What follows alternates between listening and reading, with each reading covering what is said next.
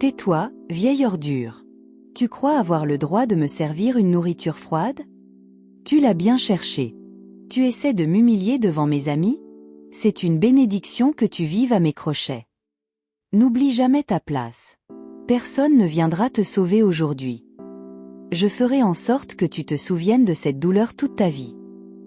Les mots tombèrent comme des pierres, lourds et précis. Ils n'étaient pas criés. Ils étaient prononcés calmement, et c'est cette maîtrise glaciale qui les rendait encore plus cruels. Cet après-midi-là, l'air était lourd, immobile, chargé comme juste avant un orage. Le ciel s'assombrissait lentement, les nuages bas écrasaient les toits luxueux du quartier résidentiel.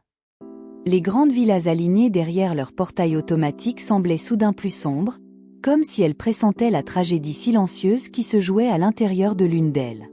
Dans l'immense maison au sol de marbre étincelant, chaque pas résonnait avec une froideur clinique.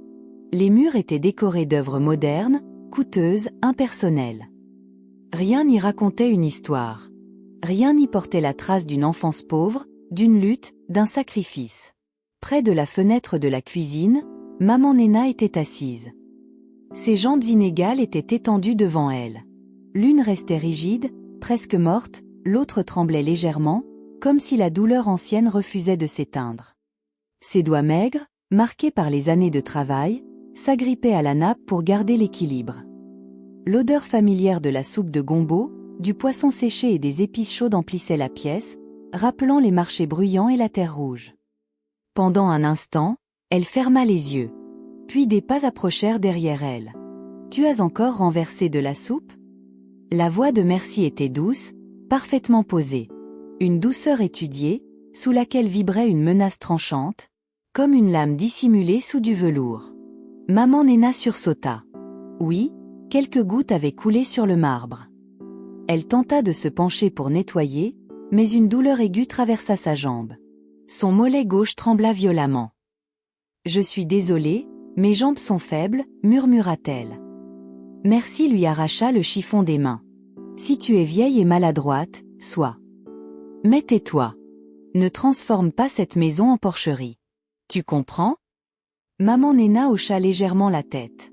Elle ravala ses mots. Elle savait que certaines batailles étaient perdues d'avance quand on était faible. Pourtant, un mot lui serra le cœur, cette maison. Cette maison était celle de son fils. Le même fils qu'elle avait élevé dans une case en terre, sous un toit troué, en murmurant des promesses qu'elle n'était pas sûre de pouvoir tenir. Un jour, lui disait-elle, tu vivras dans une maison solide. Elle n'avait jamais imaginé que ce rêve deviendrait une prison. Autrefois, maman Néna était une femme de courage. Avant l'aube, elle portait de lourds paniers jusqu'au marché. Ses mains calleuses nourrissaient son fils jour après jour. Puis, à 19 ans, un accident. Un camion. Un geste instinctif. Elle poussa sa sœur hors de la route et sa jambe ne fut plus jamais la même. On lui dit qu'elle boiterait toute sa vie.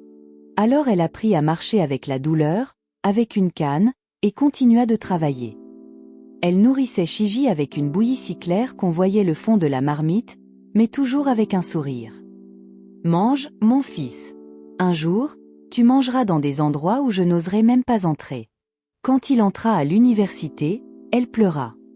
Quand il devint milliardaire, elle relisait son nom dans les journaux, encore et encore, même quand ses yeux faiblirent.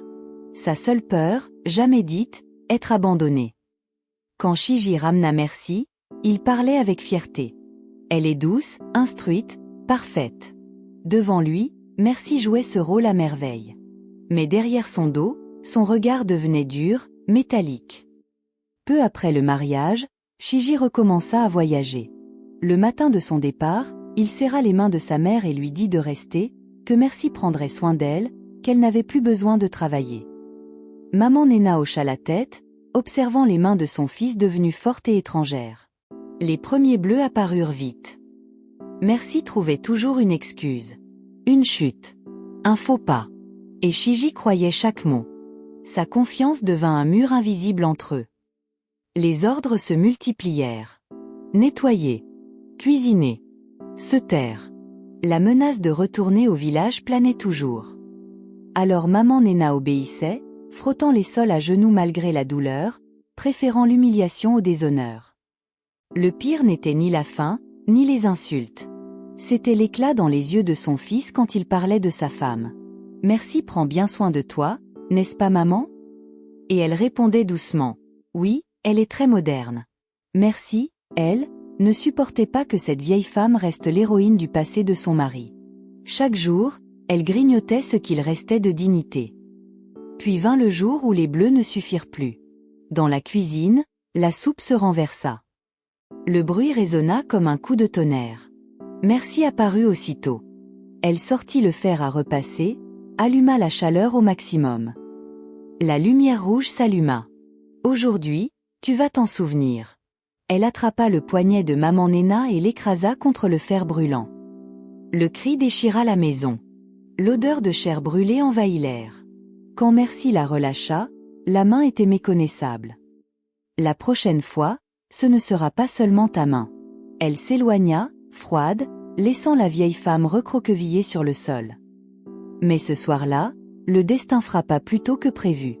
Le moteur d'un SUV retentit dans la cour. Le portail s'ouvrit. Des pas rapides résonnèrent. Shiji était rentré.